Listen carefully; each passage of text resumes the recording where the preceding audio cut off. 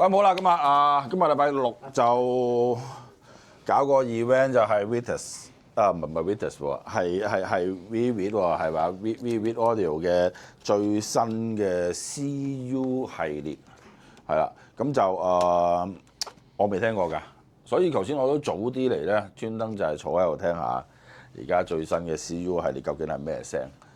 咁另外咧就因為之前我同阿 Jackie 都傾過用啲咩機嚟推對 Vivid， 咁我哋有兩個選擇啦，一個就係 Audio Research 啦，就係今次嘅主角啦，就係 Reference 10再加埋部 80S 啦。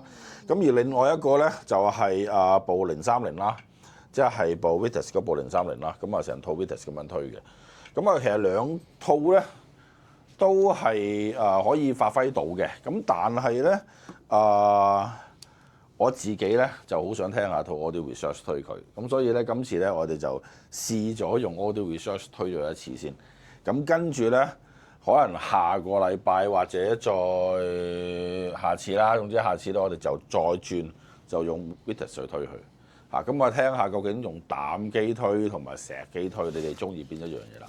不經不覺我都拍咗成1000條片㗎啦，俾個 like 支持下我繼續拍攝更加多嘅音響器材評測，或者更加多唔同類型嘅影片分享啦。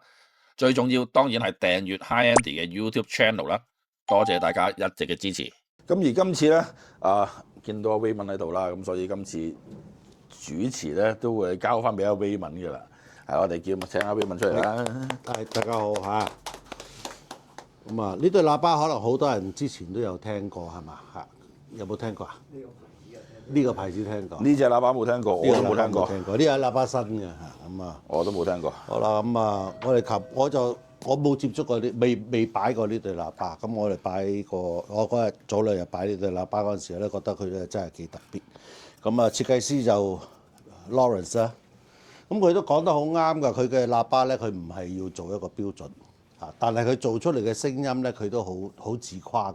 佢覺得咧，佢可以咧將佢呢個聲音嘅表現咧，作為一個業界嘅標準。咁最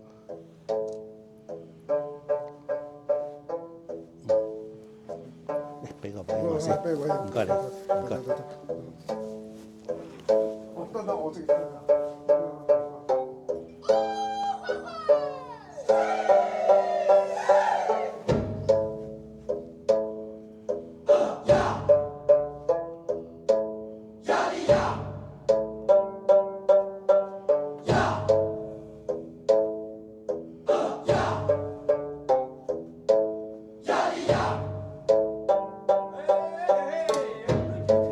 我哋見到咧呢個帳板咧，佢收到咧差唔多同個單元一樣嗰個闊度啊，所以佢個繞射嘅聲音咧，好快就會去到後場嗰度。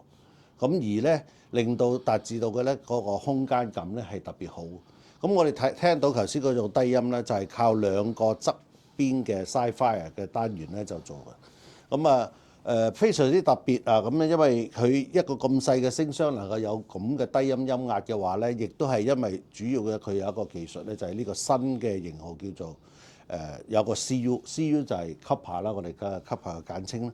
咁佢就話咧，佢係用嗰個磁咧係包住銅嚟到做翻嗰個磁體嘅，咁令到嗰個中音咧佢係更加之清晰啦。咁低音嗰度咧，佢係靠佢唔係 couple 嘅，佢係向外嘅。同時間一個上位嗰陣時，佢係兩隻都向外發聲嘅。咁佢話咧咁樣咧係會令到嗰個諧震係減到最低。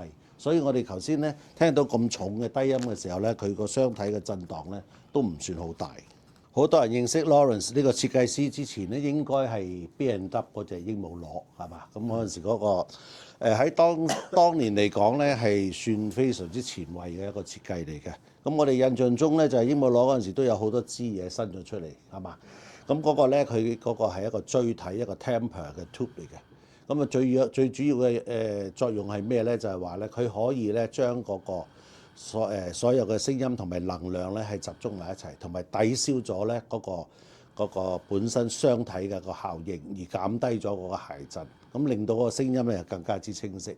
咁以前咧，佢哋都見有啲咧，佢個 temper tube 咧都伸咗喺後邊，咁但係依家咧就減咗啦，佢又將佢收咗喺埋邊裏邊嗰個位置度。咁望埋上去上面都，得望埋上去咧就好睇啲啦。咁咧其實咧就 Lawrence 個人咧都好廣納好多人嘅意見。咁佢呢對開始做翻喇叭用呢個Vivid 嘅呢個品牌嗰陣時候，佢係同一個南非做喇叭嘅一個做開 domestic speaker 嗰個設計師合作。咁佢喺外形方面，佢其實都改咗好多次啦。咁我哋之前見到咧，佢呢啲位咧，佢哋有啲係密嘅，我唔知你記唔記得係 spiral 嘅，好似個田螺咁樣。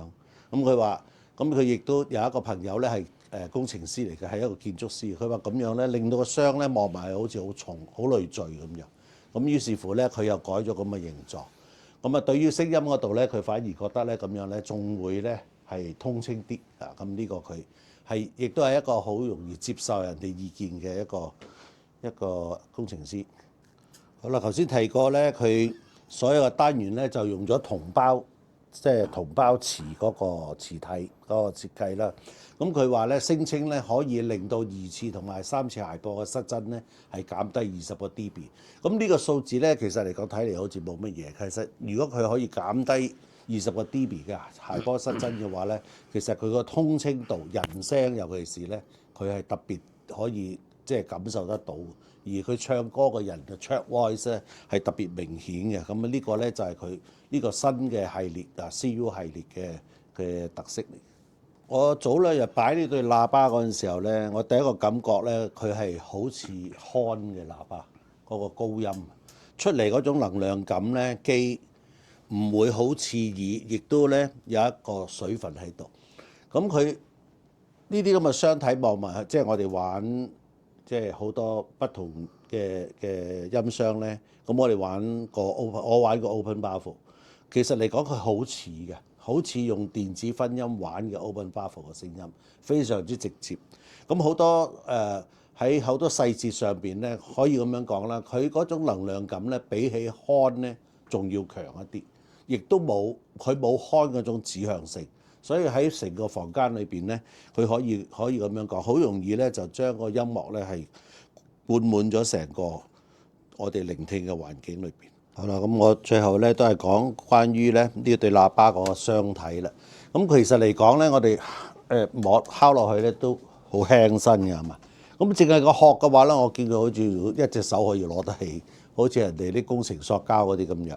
咁但係咧，佢裏邊用咩做填充咧？就係一啲複合物啦，一啲碳纖啦，同埋主要係樹枝嚇。咁令到個箱體咧嗰個 damping 咧係非常之紮實。咁呢對箱都90幾 kg 嘅，唔係輕。